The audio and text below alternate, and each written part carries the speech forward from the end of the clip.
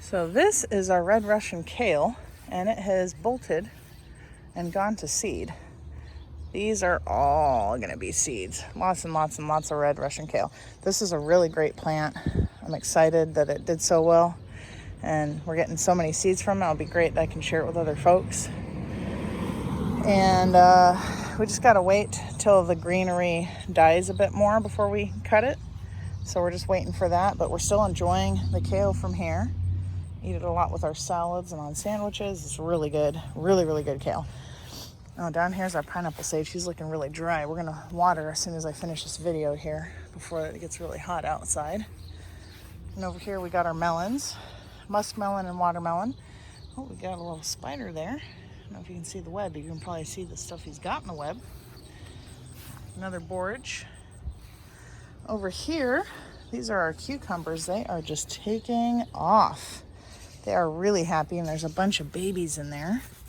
See if I can find you one so you can see what they're starting to look like. Yesterday when Autumn and I were out here, we counted about 4 baby cucumbers that are starting to form, but we just had so much growth with this heat, and now it's hard to find them. They're hidden in here somewhere. Let's see if I can, oh, here's one right here. There you go. 2 of them. 2 little baby cucumbers. And it's just one happy plant. Keep trying to direct the vines over here so it keeps working its way up this trellis. It just helps, not only does it give you more space for growing, but also helps to keep the pests away and at bay. It's starting to choke out that hot pepper. We're gonna have to move that. But looking really happy. And the peppers are also doing great. We got lots of peppers coming on to our plants. Our okra's starting to get pretty tall. This is our red okra. We got 3 okras here, and I believe that front bed has 2. No, there's 4 okras. There's one there, and there's 2 there. So 4 okras here, and there's 2 up there. Got a 3 jumbo marigolds. A calendula. I think I'm gonna have to pull this cantaloupe sage. He's getting choked out real quick with those growing around there. Got more peppers over here. Got a volunteer sunflower that just popped up. The back of here are cucamelons. Those finer vines you see on the back. And then this is what I'm most excited about in the garden this season. This is Malabar spinach. It's a tropical spinach that vines. Down here where we're at, it just gets so hot you can't grow spinach during the summers. So this is a spinach you can grow in the summer, and it gets these really pretty berries as well. So I'm real excited to see this covered with the Malabar spinach and the cucamelons. It's gonna look really pretty. Definitely something to look forward to that's exciting. So that's what's going on in the garden for today. I hope you all enjoyed the tour, and I'm excited to show you all the growth that ensues during the week next week. But until then, you all take care, and I'll leave you with the Malabar spinach starting to vine up the trellis.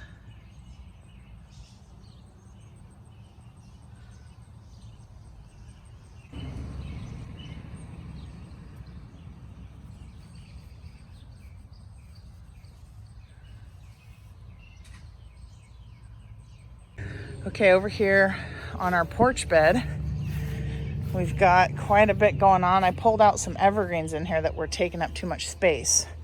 So I've got, oh, that lily is getting ate up by something, probably a slug. Got the last of my lilies booming. I have some forget-me-nots coming up, some daisies coming up. They're struggling with this heat though. This heat wave has just been atrocious. Got a bloom there. These are gonna be Denver daisies.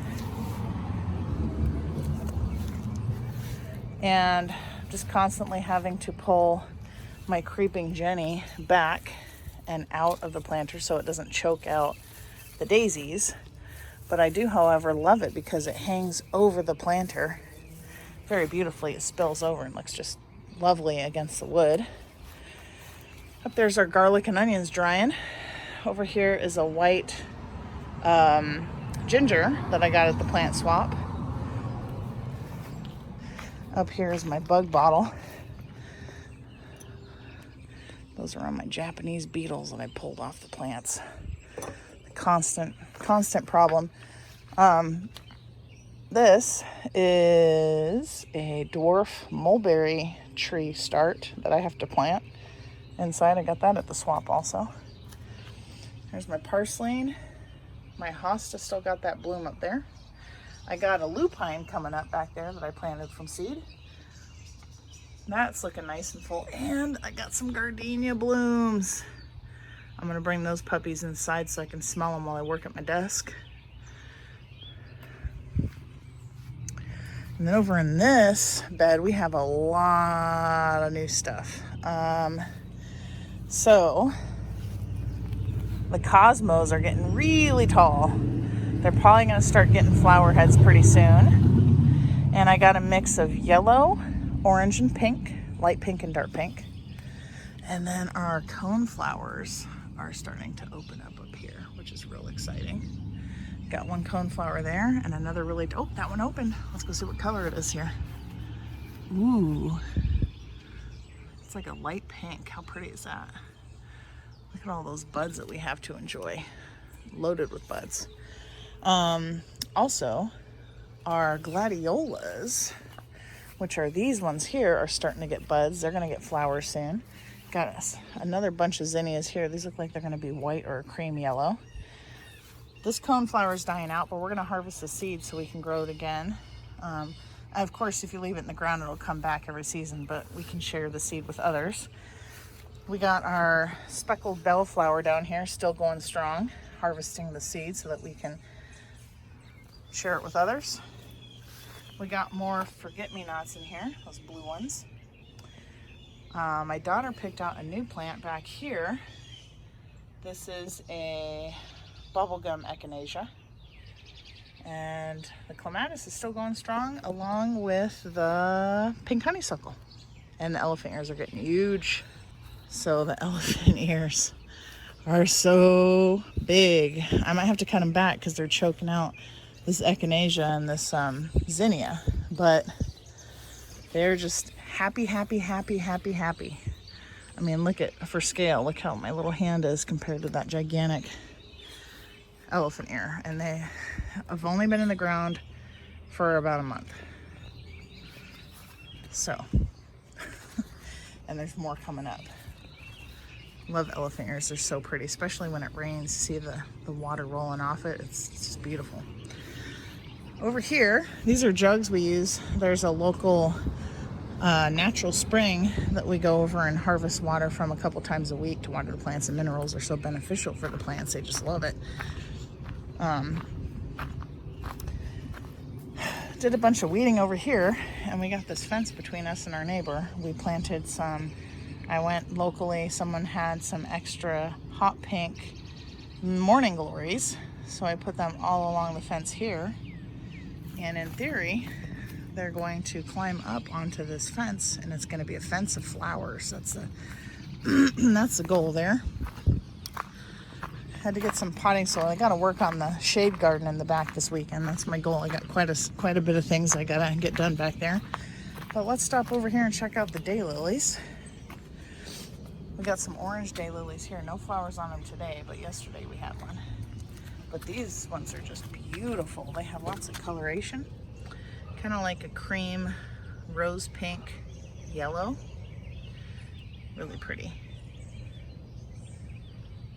And those are blooming and nice and happy. And over here too, strawberry bed's not doing much more. We're still working on perfecting growing strawberries. I'm not sure. Comment below if you know more about strawberries than I do, but got lots of growth, just didn't get very many berries. And I know it's nearing towards the end of strawberry season anyways, but we'll try again next year and see if we can get more success. But our tomatoes are doing beautifully over here. They are happy. We got more sweet basil over here with some calendula, and I got a pumpkin down there. Been watering my tomatoes with water that I soak a banana peel in. It really helps the potassium, really helps the plant when it's starting to fruit. And then also been putting eggshells down for calcium. It really helps the plants a lot when they're starting to produce the fruit. But anywho, let's show you some tomatoes. Here is some tomatoes. Got lots more flowers.